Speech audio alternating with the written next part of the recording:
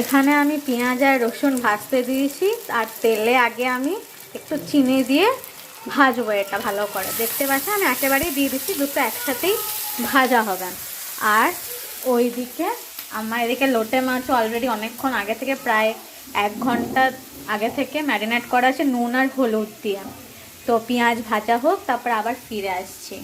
পেঁয়াজ ভাজতে ভাজতে এখানে একটা মশলার পেস্ট আমি তৈরি করে রেখেছি, যেটাতে একটা একটু ছোট সাইজের একদম আদা, 2 কি 3টে লঙ্কা, একটা গোটা টমেটো, সাথে আমি আরেকটা মশলা দিয়েছিলাম, সেটাতে হচ্ছে হলুদ, গরম মশলা আর জিরে গুঁড়ো আর একটু কাশ্মীরি মির্চ আর মিক্সিং করে রেখেছিলাম। তো একেবারে মিক্সিতে আমি পুরোপুরি পেস্ট করে দিয়েছি। তো এটাই আমার এই লোটে মাছের রেসিপিতে যাবে।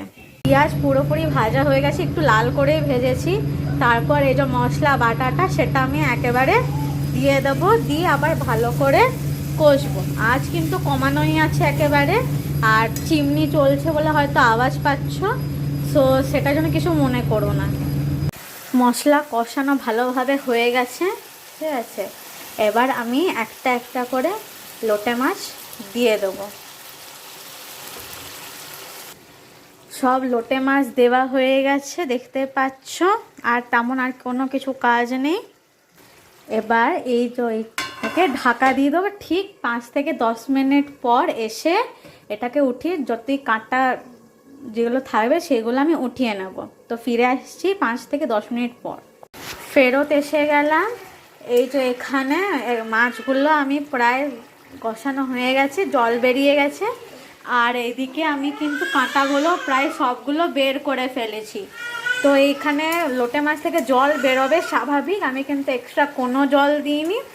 তো এই জলটা পুরোপুরি শুকিয়ে যাওয়া অবধি আমি নাড়িয়ে যাব আর কষিয়ে যাব জিনিসটাকে।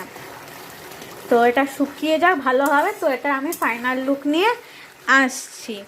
এই যে লোটে মাছের ঝুড়ি ইজ রেডি। তো কেমন লেগেছে ভালো করে জানাও, ঠিক আছে।